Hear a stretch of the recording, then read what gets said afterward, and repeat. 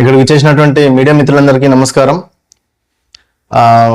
నా పక్కన మన మార్కెట్ యార్డ్కి సంబంధించినటువంటి డైరెక్టర్ రామకృష్ణ గారు, మరొక డైరెక్టర్ శ్రీనివాసాచారి గారు, నాకు ఎడమవైపు కిందోళ్ళ రత్నాబాబు గారు, అలాగే ఆ చివర ఈ చివర గోపి అన్న ఆధుని మార్కెట్ యార్డ్ సంబంధించినటువంటి కమిషన్ ఏజెంట్ల యొక్క అసోసియేషన్కు కార్యవర్గ సభ్యులు, కమిషన్ ఏజెంట్ సంబంధించిన సహాయ కార్యదర్శి మహాదేవన్న ఉన్నారు. ఈరోజు ప్రెస్ మీట్ ఏర్పాటు చేయడానికి గల ప్రధాన కారణం ఏంటంటే, మొన్న 9వ తారీఖు శనివారం నాడు మన మార్కెట్ యార్డులో సాధారణ సమావేశం జరిగింది. దానికి ఆధుని గౌరవ శాసనసభ్యులు డాక్టర్ పార్థసారథి గారు హాజరై ఉన్నారు. దాని మీద కౌంటర్ ఇస్తూ నిన్న మా యొక్క చైర్మన్ గారు గౌరవనీయులు శారదా గారు మరియు ఇంకొంతమంది కలిసి, వాళ్ళ భర్త శంకర్ గారు మరికొందరు కలిసి నిన్న కౌంటర్ ప్రెస్ మీట్ పెట్టినారు. ఏమని, మన శనివారం నాడు జరిగిన సమావేశంలో పార్థసారథి గారు 11 గంటలకు జరగాల్సిన సమావేశం 12 గంటలకు వస్తానని చెప్పినారు. 12 గంటలకు రాకుండా 1 గంట 10 నిమిషాలకు వచ్చినారు అని. యాక్చువల్గా సార్ చెప్పిన టైం 12. రావడానికి అవకాశం లేదు అనిపించినప్పుడు రాలేను అన్నారు. తర్వాత మళ్ళీ సమయం కుదుర్చుకొని వస్తానని చెప్పి 12 గంటలకు వస్తానని చెప్పినారు. 12 గంటల 30 నిమిషాలు 12 గంటల 40 నిమిషాలకు ఇక్కడికి వచ్చి ఉన్నారు ఆల్రెడీ.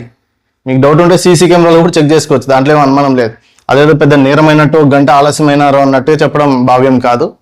వచ్చిన తర్వాత అజెండాల వారీగా ప్రతి సబ్జెక్టు విషయం మీద ఎమ్మెల్యే గారు మాట్లాడినారు. మాట్లాడుతూ కూర్చున్నటువంటి డైరెక్టర్లందరికీ కూడా అవకాశం ఇచ్చినారు. అదే మాదిరిగా చైర్మన్ గారు కూడా అవకాశం ఇచ్చినారు. మాట్లాడతారమ్మా, మీరు మాట్లాడతారా అని ప్రతి ఒక్కరిని అడిగి ముందుకెళ్ళినారు, ప్రతి అజెండా కూడా. కానీ చైర్మన్ మేడం మాత్రమే నేను లేదులేండి సార్ మీరే మాట్లాడండి అని చెప్పినారు. నిన్న ప్రెస్ మీట్లో కూడా మేడం చెప్పినారు. కానీ మమ్మల్ని అగౌరవపరిచినారని ఆమె అనడం బాధాకరము. ఎవరు కూడా శారదా మేడంను అగౌరవపరచలేదు, అగౌరవపరచాల్సిన అవసరం కూడా లేదు. వాళ్ళ భర్త శంకర్ గారు మాట్లాడుతూ గతంలో విజయకృష్ణ వైస్ చైర్మన్ లాస్ట్ మీటింగ్లో కూడా నువ్వు మాట్లాడు అని ప్రెజర్ చేసినాడు అని చెప్పినాడు. నిన్న మీటింగ్లోనేమో నన్ను మాట్లాడడానికి అవకాశమే లేదు అన్నాడు. మాట్లాడమన్నప్పుడేమో మాట్లాడలేదు, మాట్లాడొద్దు అన్నప్పుడేమో మాట్లాడతాను అన్నట్టుగా ఇదొక కథ అల్లడం జరిగింది. ఇవన్నీ కూడా అవాస్తవాలు. గతంలో కూడా విజయకృష్ణ మేడం విషయంలో ఏం చదువుకోలేదు, మేడం మహిళ, మేడం బీసీ అని రకరకాల మాటలు మాట్లాడుతున్నారు. మేడం మహిళ కాబట్టే ఆమె నాకు తల్లితో సమానము, ఖచ్చితంగా మా అమ్మను ఎట్లాగైతే గౌరవిస్తానో ఆమెను గౌరవిస్తాను. కానీ ఎట్టి పరిస్థితుల్లో అగౌరవపరిచేదంటూ ఉండదు. చదువు విషయంలో అగౌరవపరచలేదు, చదువు లేదు అనే మాట నేను ఎక్కడ అనలేదు, ఎప్పుడు అనలేదు. వీడియోస్లో ఉన్నాయి, ప్రెస్ మీట్లో అన్నారు. ఒక్క వీడియో చూపించినా కూడా నేను తల వంచుకుంటాను. కాబట్టి అనవసరమైన తప్పుడు సమాచారము, తప్పుడు ప్రచారాలు చేయొద్దని ఈ సందర్భంగా శంకర్ గారికి చెప్తా ఉన్నాను. అదే మాదిరిగా శంకర్ గారు ఆయన ముమ్మాటికి అనధికార వ్యక్తే, దాంట్లో నో డౌట్. మేము చైర్మన్ శారదమ్మను ఖచ్చితంగా గౌరవించుకుంటాము, శారదమ్మ మాటకు విలువిస్తాము, పాలక మండలందరూ కూడా శారదమ్మ మాటకు కట్టుబడి ఉంటాం. కానీ ఈయన శంకర్ వచ్చి మధ్యలో పెత్తనం చేయాలని, ఆయన ఏదో మాట్లాడాలని, ఆయన అధికారులకు ఏదో సూచనలు ఇవ్వాలని, ఆయన అధికారుల ద్వారా ఇక్కడ పాలక మండలి ఎలా ఉండాలో నిర్ణయించాలని చూస్తే మాత్రం సాధించేది లేదు. ఆయన అనధికార వ్యక్తి, ఆయనకు సంబంధం లేదు. కేవలం శారదమ్మ ఏం చెప్తే పాలక మండలి దానికి రెడీగా ఉన్నాము. ఇప్పుడు అసలైన సబ్జెక్ట్, మొన్న జరిగిన సమావేశంలో ఎమ్మెల్యే గారు ఈ కొత్త లైసెన్సులు లేదా రెన్యువల్స్ లైసెన్సులకు సంబంధించి ఈ ప్రతిపాదనలు ఆపేయండి, నిలిపివేయండి అని అన్నారు అని చెప్పినారు. కానీ ప్రతిపాదన పెట్టింది నేను, వైస్ చైర్మన్గా నేను ప్రతిపాదన పెట్టినాను. ఏమని, ఈ లైసెన్సుల్లో ఈ రెన్యువల్స్లో అవకతవకలు జరిగినాయి, లంచాలు తీసుకున్నారు, డబ్బులు తీసుకున్నారు, డబ్బుల వ్యవహారం కారణంగా ఇవన్నీ చేస్తున్నారు అని నేను మాట్లాడినాను. ఎమ్మెల్యే గారు దీనికి సంజాయిషి చెప్పండి ఏమన్నా ఉందా అని అధికారులను అడిగినారు. వాళ్ళు ఏం సమాధానం చెప్పలేకపోయినారు. కాబట్టి ఇది పెండింగ్లో పెట్టండి, పునరాలోచన చేద్దాము, పునర్పరిశీలిద్దాము అని ఎమ్మెల్యే గారు చెప్పడం జరిగింది. మేము సభ్యులందరం కూడా దానికి కట్టుబడి ఉన్నాం. దీన్ని ఎమ్మెల్యే గారు అట్లా అనకూడదు, ప్రతిపాదనలు వెనక్కి తీసుకొని చెప్పకూడదు, రిన్యూవల్స్ చేయకూడదని ఆయన అన్నారు. ఈ మాటలన్నీ కూడా వాళ్ళు మాట్లాడడం బాధాకరము. ఎందుకంటే గౌరవ శాసనసభ్యులైన, మార్కెట్ యార్డ్కి సంబంధించినటువంటి గౌరవ అధ్యక్షులు శాసనసభ్యులు మాట్లాడకూడదంట. కేవలం చైర్మన్ గారి భర్త అనే హోదాతో ఆయన భర్త మాట్లాడొచ్చంట. ఇది ఎక్కడి న్యాయం? చైర్మన్ భర్త మాట్లాడొచ్చు కానీ గౌరవ శాసనసభ్యులు మాట్లాడకూడదా? గౌరవ అధ్యక్షులు మాట్లాడకూడదా? ఇది ఎక్కడ విడ్డూరం, నాకు అర్థం కాని పరిస్థితి.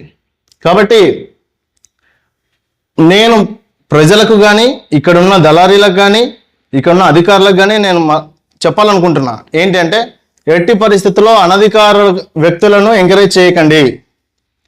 మార్కెట్ యార్డ్లో జరిగే కార్యకలాపాలను అనధికార వ్యక్తులతో కార్యక్రమాలు, పనులు చేయకండి, అప్రోచ్ కావద్దండి. అనధికార వ్యక్తులు చెప్పేటువంటి మాటలు విని మేము పరిపాలన చేస్తాము, ఈడ ఉద్యోగాలు చేస్తామంటే అధికారులను కూడా హెచ్చరిస్తా ఉన్నా, ఇది మంచి పద్ధతి కాదు, మార్చుకోవాలా. చైర్మన్ భర్త అయితే నువ్వు ఇంటికాడ భర్త ఉండొచ్చు, ఇక్కడ మా మేడం మాకు సుప్రీం, మా శారదమ్మ మాకు సుప్రీం, ఆమె మాటను మేము గౌరవిస్తాం. నువ్వు చైర్మన్ భర్త అని చెప్పి పెత్తనం చేయడం మంచి పద్ధతి కాదు, ఇది మానుకోవాలా. ఆదోని మార్కెట్ యార్డులో జరిగేటువంటి అక్రమాలు కానీ, లంచాలకు సంబంధించినటువంటి విషయాలు కానీ, అవినీతికి సంబంధించినటువంటి విషయాలు కానీ, అనధికారిక వ్యక్తుల యొక్క హస్తం ఉందని మాకు తెలిసింది. మాకు చాలామంది ఫిర్యాదులు చేయడం జరిగింది. అవి నిజాలు బయటపడాలి కాబట్టి వాళ్ళ పేర్లను రివీల్ చేయలేని పరిస్థితి. కానీ ఖచ్చితంగా ఎవరైతే ఇట్లా లంచాలు వసూలు చేస్తున్నారు, డబ్బులు అనధికారికంగా తీసుకుంటున్నారు, ఈ వ్యక్తులందరూ కూడా జాగ్రత్తగా ఉండండి. పేర్లు బయటికి వస్తే చర్యలు తీసుకోవాల్సి వస్తుంది అని కూడా ఈ సందర్భంగా హెచ్చరిస్తా ఉన్నాను. Aduri Vijayakrishna, market yard vice chairman. అలాగే ఇక్కడ వచ్చేసిన డైరెక్టర్లు కానీ, వైస్ చైర్మన్స్ కానీ అందరికీ నమస్కారం. ముఖ్యంగా మొన్న జరిగినటువంటి మీటింగ్లో మా ఎమ్మెల్యే గారు మా శారదమ్మ అనేటువంటి అమ్మగారిని మీరు ఏమైనా మాట్లాడతారమ్మా అని అడిగారు. అక్కగారు ఏంటి నేను మాట్లాడను, మీరే మాట్లాడండి సార్ అని అన్నారు. ఇది మాత్రం నిజం. తర్వాతనే ఆయన మొదలు పెట్టారు. దీనికి ఆమె మాకు ఏదో అవమానం జరిగింది, మాకు మాట్లాడే అవకాశం లేదు అని చాలా చెప్పారు. అవన్నీ నిజం కాదు. మీరు ఒకసారి కావాలంటే అందరితో కూడా కనుక్కోండి. మా సార్ ఎప్పుడు కానీ మహిళలకి ముందు అవకాశం ఇచ్చే పరిస్థితి ఎప్పటికీ ఉంటుంది.